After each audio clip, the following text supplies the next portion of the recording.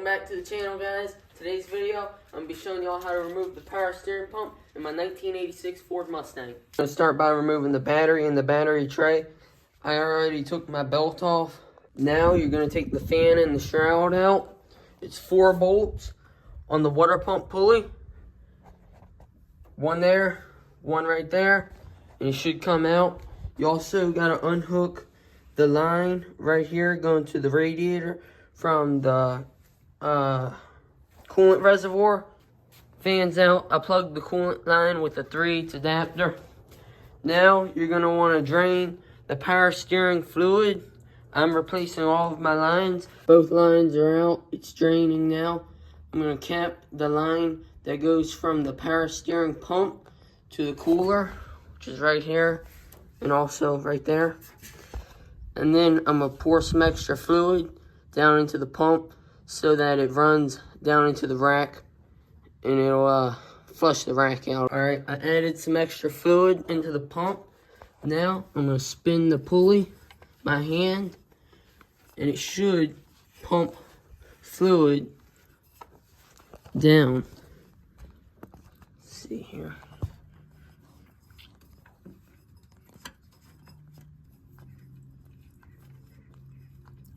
See how clean that fluid is? That's when you know you flushed the rack good enough. Everything's clean now.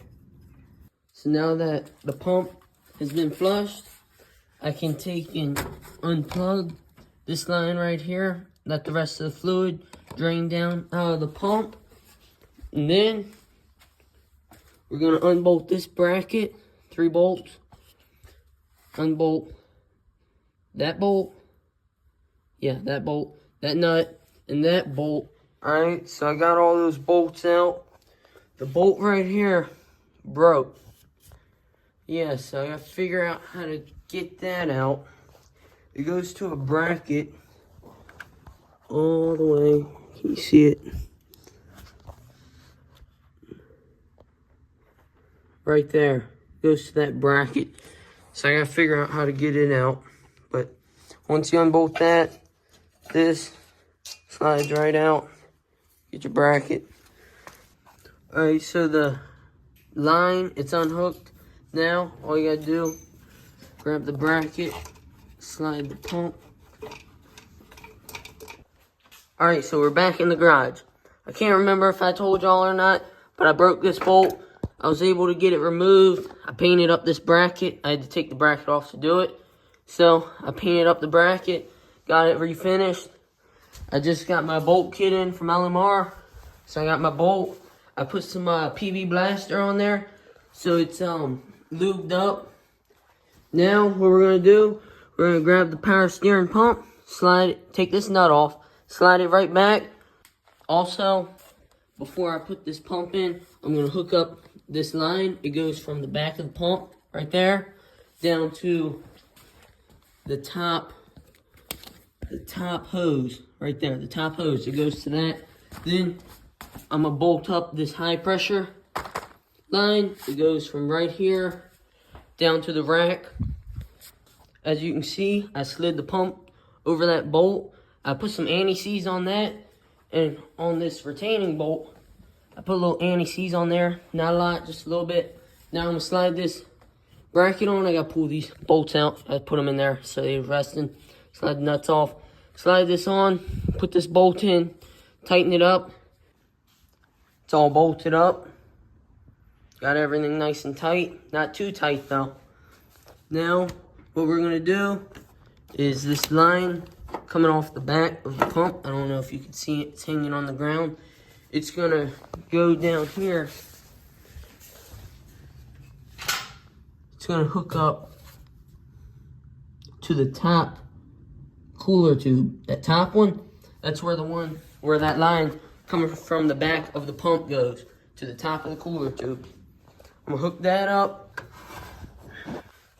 This one and that one, they gotta come out. You might have to loosen up the rack on those 2 bolts. It's a bolt and a nut. I'm gonna try and do it without unhooking the rack. I don't know if it's gonna work. We're gonna find out. I was able to get those 2 lines right out. Started with the bottom one, then I went to the top one. It was super tight, but I was able to get them both right out without unhooking the rack and sliding it forward. So I'm really happy with that. Now I'm going to clean it up, make sure the mating surfaces are clean up there. Grab my two lines. Here's the line that goes to the pump, and this is the line that goes to the bottom, the lower cooler tube right there. It goes to the bottom of that. So yeah, clean that up. Grab the other two lines, make sure they have the little O-ring right there. Both those lines are supposed to have that little tiny O-ring all the way up in there that make sure it seals. So make sure you got those on it. Put it all back together. There we are. We got them in. It worked good. I didn't have to take the rack out. It worked really good. It was super tight. And I don't know, we got it in. That's all that matters. To get those off and on, 11/16. Now what we gotta do is attach this line, you can see it, to the lower cooler tube right there. I gotta get the clamp off the original line. I got two on there, keep the extra one. And I had to shave this line right here coming from the pump. It was too long, it was down on the ground practically.